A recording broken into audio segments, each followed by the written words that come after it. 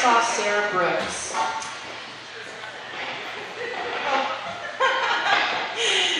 I was pulling into the church for the very first time to visit.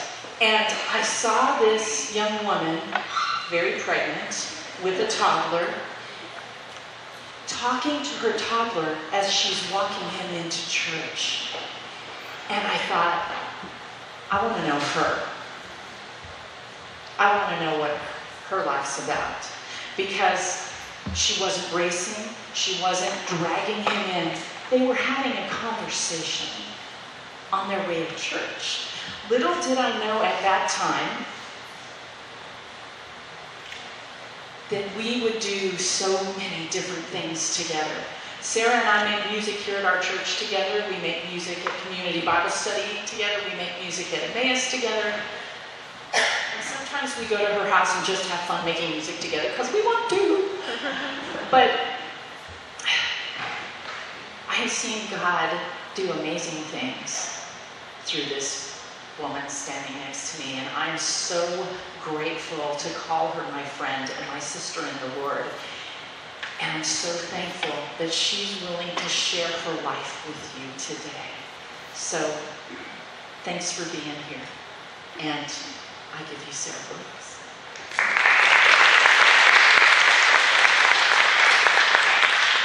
How are you ladies doing? Can you hear me okay? Yeah. All right. I've got some Kleenex up front just in case of emergencies, but we're not going to cry. Just pray about it. We're not going to cry. It's going to be great. So, as Kelly said, my name is Sarah Brooks. I am the wife of E.J. Brooks, who is the associate pastor here at Central. So you've probably seen him around here. I've got 4 kiddos, ages almost 10, 8, 5, and almost 3. So I was excited when Kelly asked me if I would be willing to speak, but I was also a little bit nervous because I consider myself a writer and not as much of a speaker. But the good news is I wrote down what I wanted to say so I can kind of like cheat. So like I said, I'm a writer, but this is not the story that I originally wanted to write.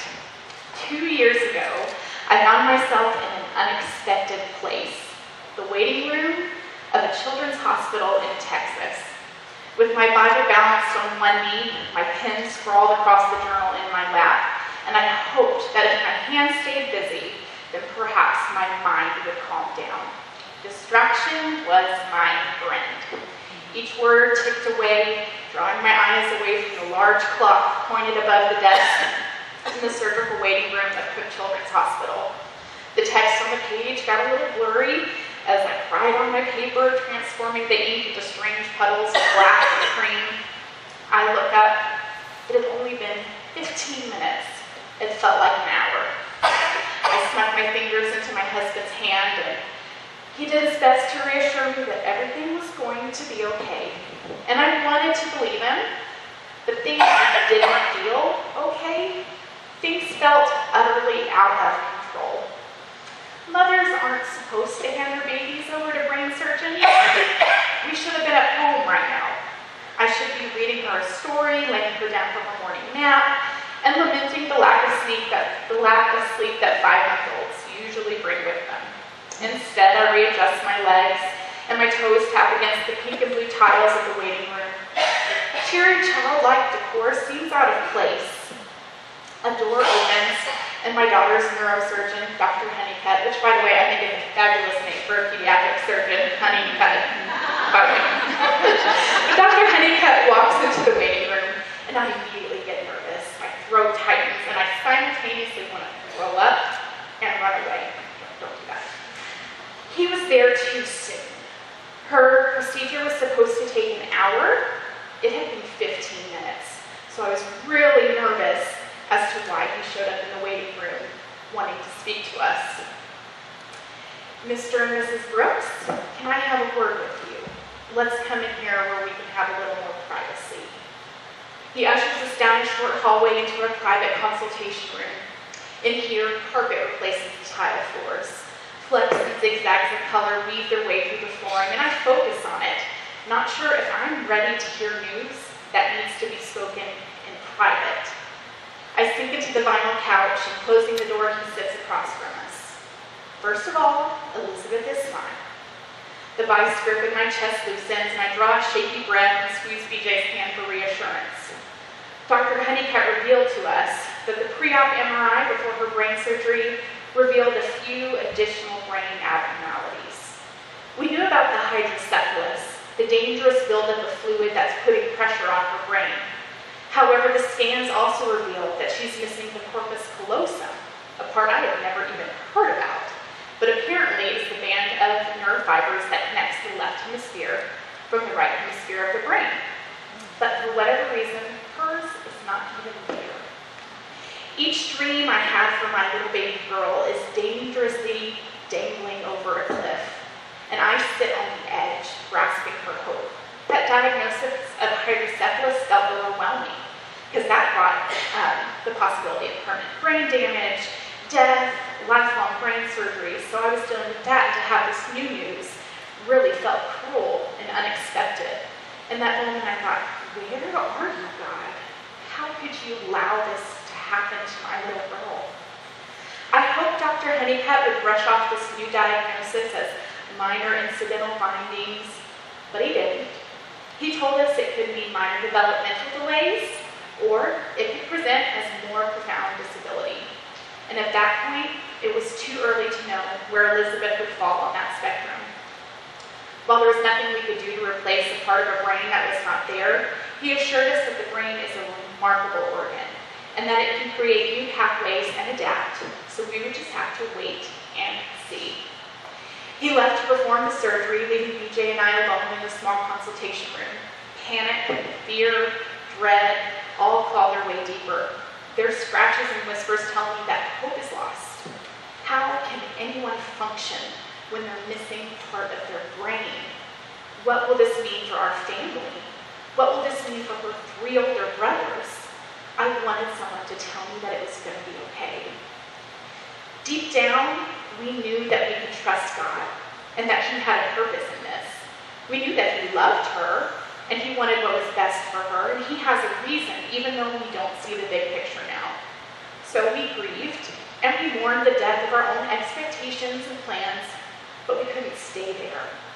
I wanted to trust that God had a plan and a good future for my little girl. I don't do real well with wait and see. I'm a fixer by nature. Is anyone else like that? I just want to fix things. But this was something I couldn't fix. I felt unsure and frightened of a future that I could neither control nor plan for. Her body grew inside of my womb, and I felt like somehow deep down I had to let her down. But I knew that God is in control, and His plans for us are good.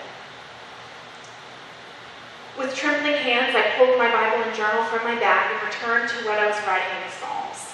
With slow strokes, I record the words of Psalm 112:7, making it my own.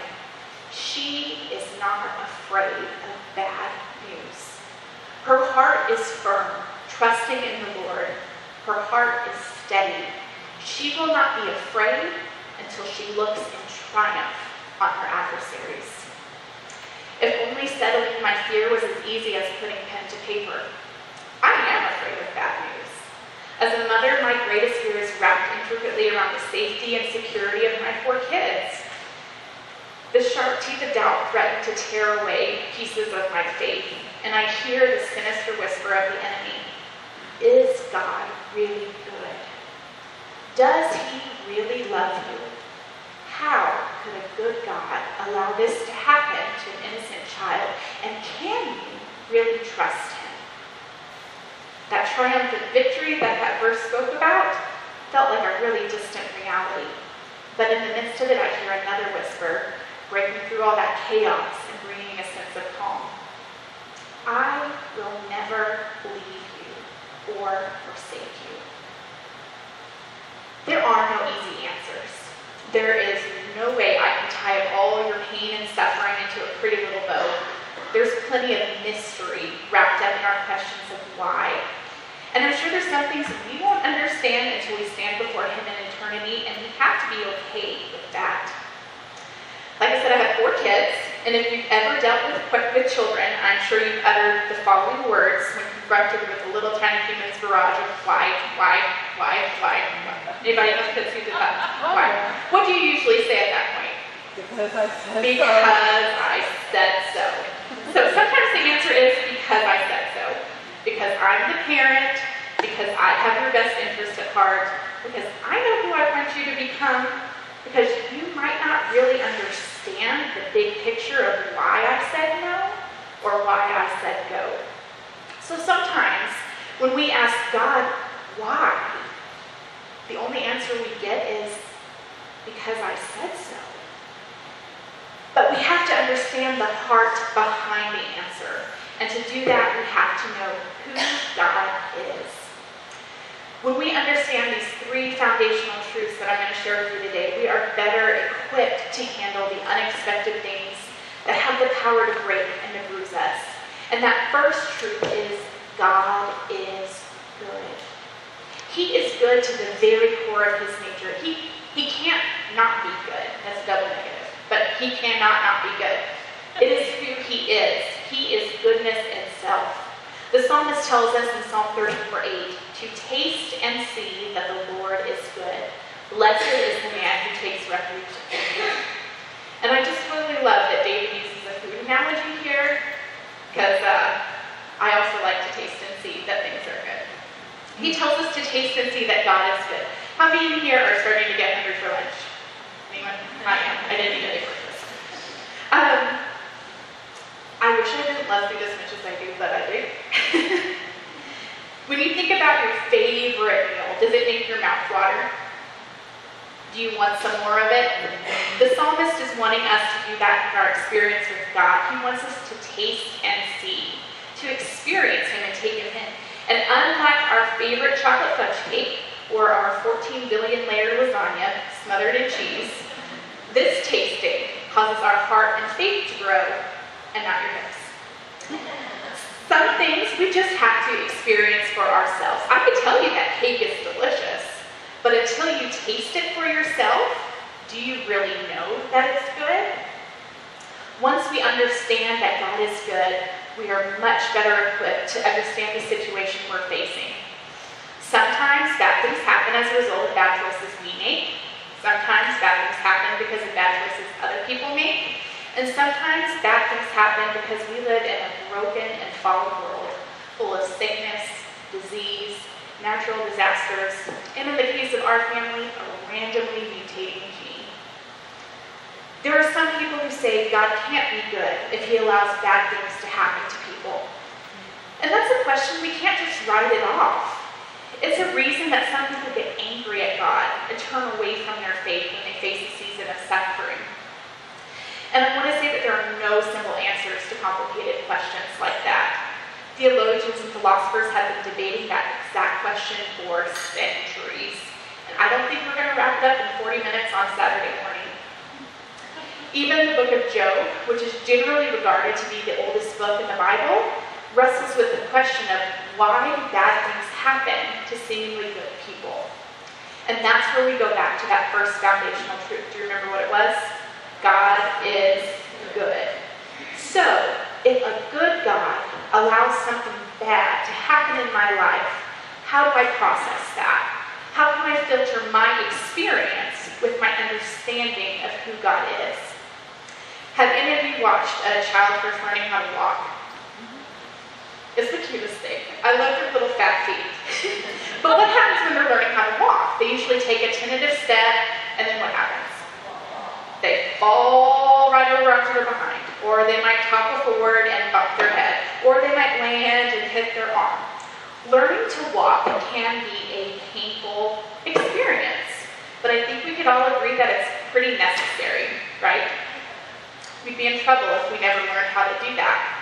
It's through falling and learning how to get up again that we develop the muscles we need to grow to maturity and to function to our fullest potential.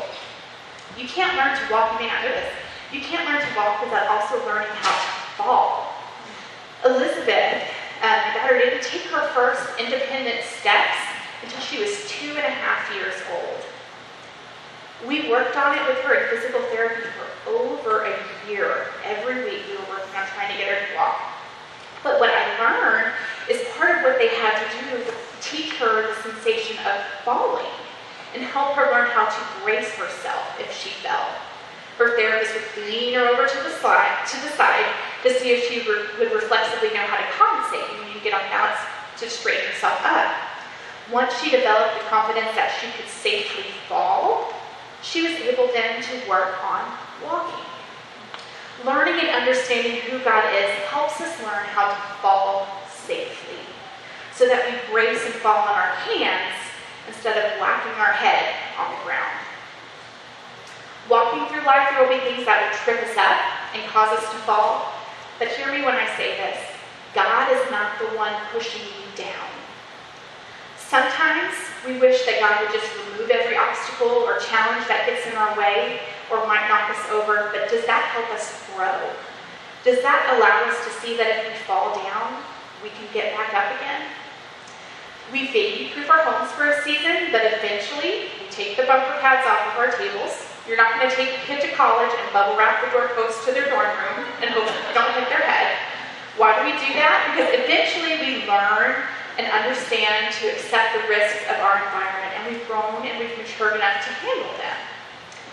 Well, I said God isn't the one that pushes us down. He is the one standing there to help us get back up again. Like a parent who sang about how he's our good, good father, he has his eye on his children. And he'll draw near when we fall. He'll kneel down. He'll dust up our knees and tell us, you can walk again. He'll bandage our wounds and dust off our behinds and tell us to get back out there. Why? Because taking steps, falling is what teaches us how to walk in maturity. We gain more strength and knowledge as we go through this cycle. We learn that if we fall, we can get back up again. It might hurt, it might scare us, but we're not walking through this alone. Our good Father walks alongside us. You're not going to fall into a hole deep enough that He can't get you out of it. We can also rest in the knowledge that a good and just God will one day make every single thing right. The wicked won't go unpunished. He'll restore and go above and beyond what the enemy has stolen. He'll turn what intended to destroy you into your greatest opportunity to minister to a hurt and broken people. You may have heard that saying, hurt people. But in God's upside down economy, it's the hurt people who are most able to help people. Because they can understand the pain and heartache in a way that others will never be able to. And they're able to extend the love, grace, and compassion of Jesus with human hands and feet. So our first truth was God is good. Our second one is God hears. Did anyone here use a baby monitor with babies when they have little babies at home? Okay.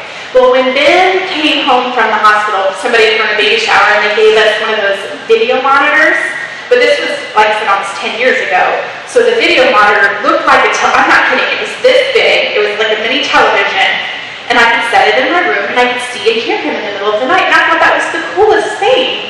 Because I don't know if this happened to you if you're a mother. I developed supersonic mom ears. Oh, yeah. My husband could sleep through the night the whole time, never hear the babies are screaming up here. But I developed these supersonic mom ears, so if my baby so much as whimpered, I could hear. I woke up and I stood up. Well, if you think my supersonic mom ears are impressive, the creator of the universe isn't paying attention to one child on the other side of the room. He has a whole planet of children. And yet, Scripture tells us that when we cry out, He hears our cries for help and He delivers us out of all of our troubles. Just a little side note. I'll read this verse. Psalm 34:17 says, when the righteous cry for help, the Lord hears and delivers them out of all their trouble. Now, delivering us out of our trouble doesn't mean our troubles instantly disappear. That would be fantastic. I would sign up for that plan in a second. That Hebrew word for delivers, it means to pull out, kind of like when you're delivering a child. To save, to be saved, to tear from, to remove, to withdraw. So this might be a process. This deliverance may be a process rather than an instantaneous event. But take heart, dear ones. He will deliver you. The season of suffering that you might be going through will not last for an eternity. God hears our cries for help, and He responds. It may not always feel like He's responding in our preferred timing. I know there are times I've prayed for things and I've wanted God to show up at my door the next day with the answer and say, here you go, but it doesn't usually happen that way. But I don't want you to be deceived into thinking that He doesn't hear you, or that He hears and He's choosing to ignore you. Remember our first foundational truth? God is good. So like a good parent, He knows when He needs to swoop in, and He knows when it's in our best interest to wait. Because I had little kids. Sometimes I'd lay them down for a nap. They didn't want to take a nap. And so they would cry because they wanted me to get them out from their bed. But I knew deep down they needed that nap. They needed that time. So sometimes we don't see God coming in to rescue us right away. And we think He doesn't hear us. He hears you. And in the right time and in the right way, He will deliver and save you. When we were in the midst of a stormy season with Elizabeth, the book of Psalms was like a lifeboat for me, and I love that David just lays it all out before God. He would bring his complaints, he would bring his fears, he would say, God, I don't know why this is happening. Seems like these bad guys are getting all this good stuff, and I'm suffering over here. What's going on? I love that he does that, because God can handle your pain, God can handle your questions, and He can handle your own uncertainties about your future. So it's okay to bring your disappointments and your confusion to God, because it's way better to be honest with Him than to run away from Him. Just bear in mind that part of having a conversation involves listening and accepting the answer He gives to you. Like I said in the Psalms, David a lot of times starts out bringing his complaints to God, but by the end, what does he usually do if you've read the Psalms? He praises God by the end of it, but for who God is and what God has done. In those times, when we don't get the answer that we're hoping for, we can trust Him and His good and perfect plan for our lives.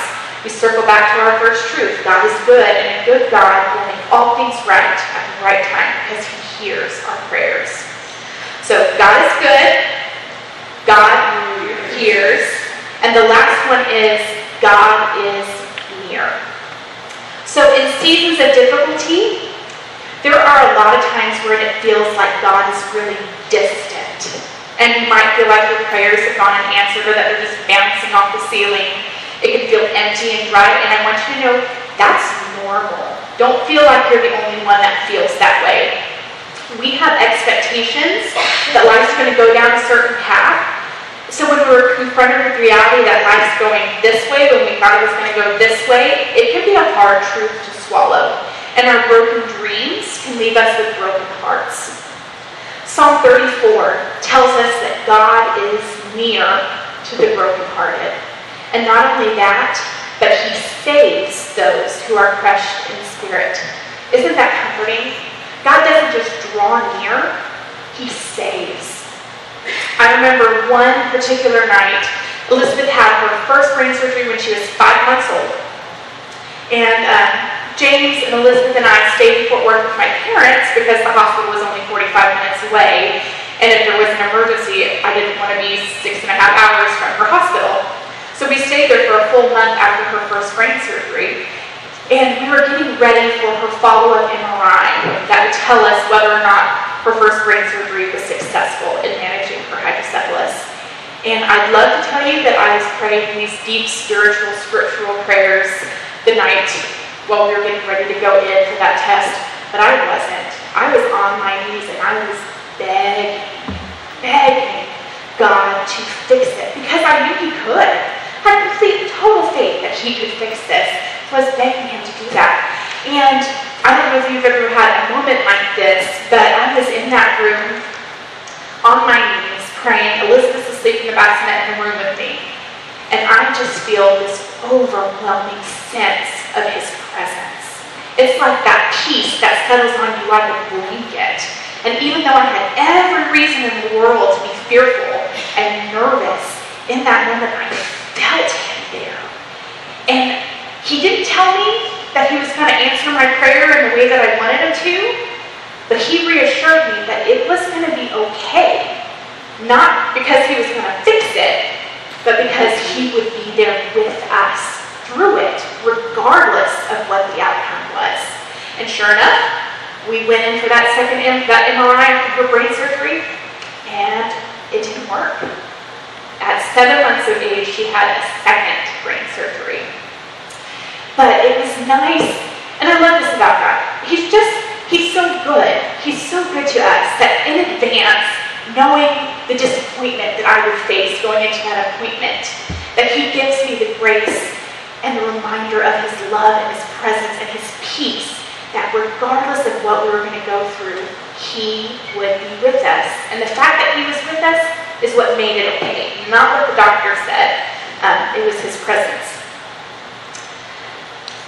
The nearness and salvation that God offers doesn't mean our problems are solved instantly or that they go away. Sometimes he saves us by giving us the strength and the grace to walk through the difficult situation. There are some people, and you'll hear this a lot with like TV preachers and those type of things, who will say that if you have enough faith, that if you truly love God, that he'll spare you from ever facing any hardship. Beloved, as much as I wish that was true, my experiences and my study of Scripture say that time and time again, those who love Jesus will face hard things. But the good news of the gospel is we don't face those hard things alone. You've probably seen this on banners at football games and on t-shirts, that Philippians 4:13. You could probably say it, I can do all things through Christ who strengthens me. Very popular verse. A lot of people love that one. And it's a good verse. But most of the time we leave out the major part of that verse that starts in verse 11, where Paul says that not that I am speaking of being in need, for I have learned in whatever situation I am to be content.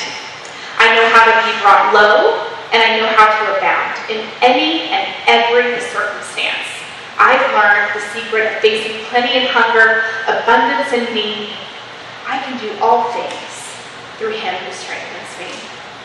Paul didn't have an easy life. We just finished studying the book of Acts in community Bible studies last year, and I was amazed at Paul's persistence in the face of trouble that would have made your average person, including me, just turn around and say, no, sorry, I think 5 stonings and a couple shipwrecks is enough for me, and I'm just going to share Jesus in this little corner of my hometown. But what Paul realized, and what we can realize today, is that God actually can and does give us the strength we need to face whatever situation is allowed to come into our life. We can't do it on our own. I know for a certain fact I could not have faced these last few years without him.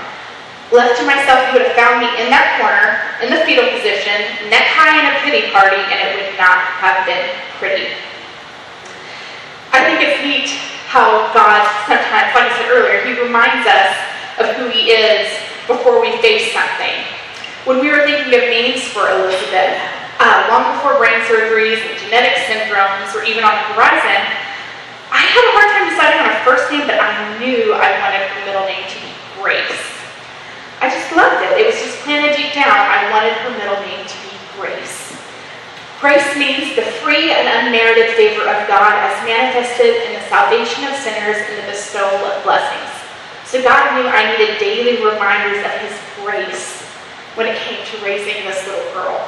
Each time I say her name, I'm reminded of the overwhelming goodness of God and his promise to bless and provide, not because we deserve it, but because he is good. His grace is what draws us to salvation and empowers us to grow in his truth. Your hard thing may look different from my hard thing. Perhaps your struggle is with your health or the health of a spouse. Maybe your hard thing looks like the loss of a loved one or a stack of bills you don't know how to pay. Maybe your hard thing is a strained relationship with a spouse or a child. Hear me when I say there is no hard thing too hard for your God. He can take these broken places, these broken hearts, broken dreams, broken expectations, and transform them into something far more beautiful than anything you can think, ask, or imagine.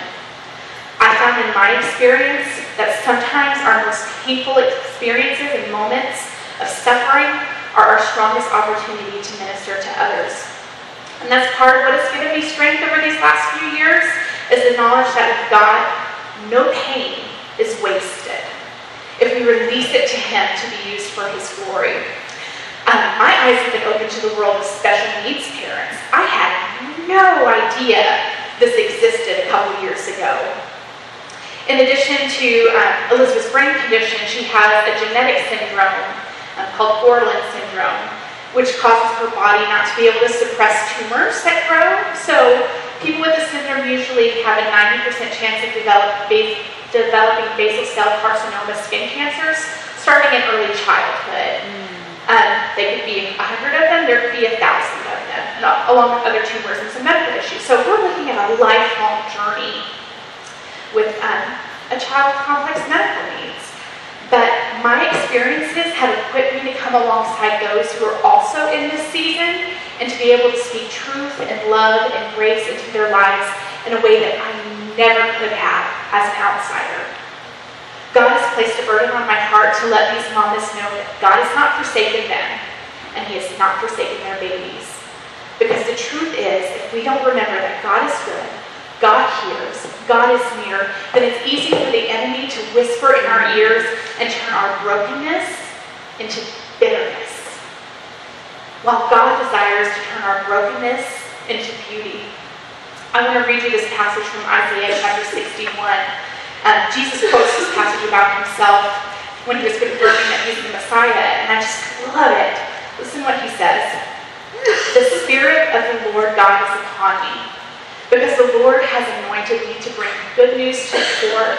He has sent me to bind up the brokenhearted, to proclaim liberty to the captives and the opening of the prison to those who are bound, to proclaim the year of the Lord's favor and the day of vengeance of our God, to comfort all who mourn, to grant those who mourn in Zion, to give them a beautiful headdress instead of ashes, the oil of gladness instead of mourning, the garment of praise instead of a faint spirit, that they may be called oaks of righteousness, the planting of the Lord, that He may be glorified. Sweet sisters, this is God's desire for you to exchange these broken pieces, these ashes, for a crown of beauty, and He can and will do it.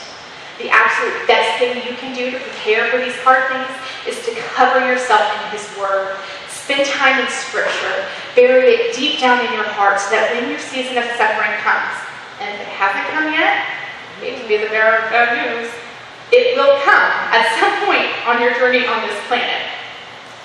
But when that comes, you're fully equipped to tear down the lies and whispers of the enemy. So when the enemy says, God's not good if He allowed you to face this situation, you can say with confidence, Psalm 34:8 tells me, to taste and see that the Lord is good. Blessed is the man who takes refuge in Him. And when that liar says, God is not listening, He doesn't care about your prayers, you can say, God hears. Psalm 34:4-6 says, I sought the Lord, and He answered me, and delivered me from all my fears. Those who look to Him are radiant, and their faces will never be ashamed. This poor man cried, and the Lord heard him, and saved him out of all his troubles. And when that deceiver says, God has abandoned you, you can say, God is near. And repeat with confidence the promise of Jesus when He says in Matthew 28, I am with you always, even to the end of the age. And again, Psalm 34:18, the Lord is near to the brokenhearted and saves the crushed in spirit. So plant yourself deeply in the truth of his word. It is your weapon against the lies of an enemy who loves to kick you when you're down. And he hopes that your suffering will drive a wedge between you and God.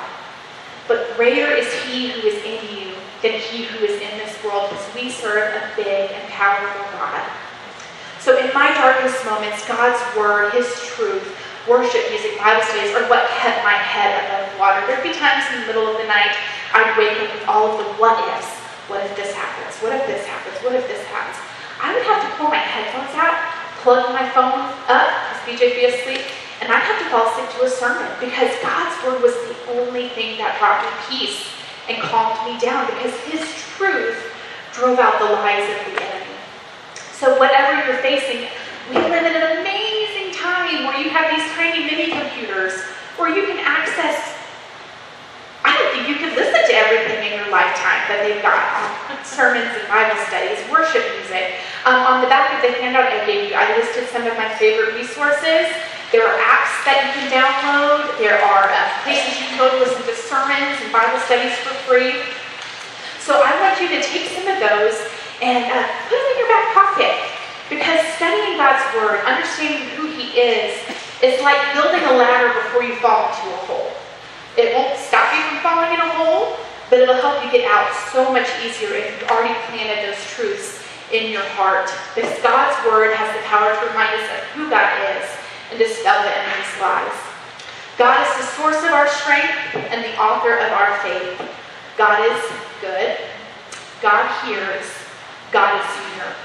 He can carry you through one shaky small step at a time, and he can redeem and restore what you thought was lost forever. Our brief years on this planet are small in comparison to eternity, where he promises to wipe away every tear from our eyes and completely obliterate pain and death. You can trust him, you can cry out to him, and you can be honest before him about your pain and your hurt. Psalms are a great place to read. He can handle it. And I want you to know you are not forever broken. Broken pieces can cut. They can leave us rough and jagged, keeping others at a distance. And sometimes in the midst of our pain, we hurt others. But my challenge to you, dear ones, is this. Give him your shattered pieces and allow him to create something beautiful. What if instead of trying to make things look like we've never been broken, we allow God's light to seep through the cracks so that others can see more of who he is? We don't have to have it all together. We don't have to have all the answers. It's okay to wrestle and cry and ask God why, but we also have to be willing to listen and trust his response, because he is good, because he hears, and because he is near. Let me go ahead and pray for us.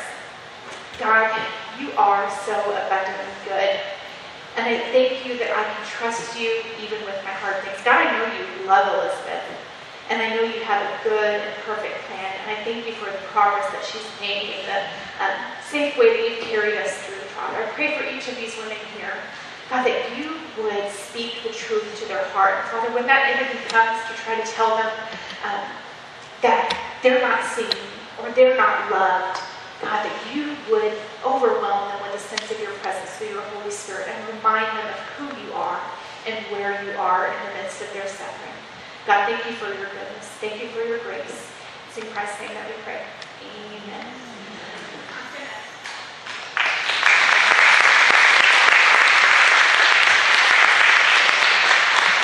I'm going to jump over here now. I couldn't come without showing you pictures of my daughter, because I kind of like her. So I'm going to sing a song for you, and there'll be a slideshow that I'm not going to look at because I will cry.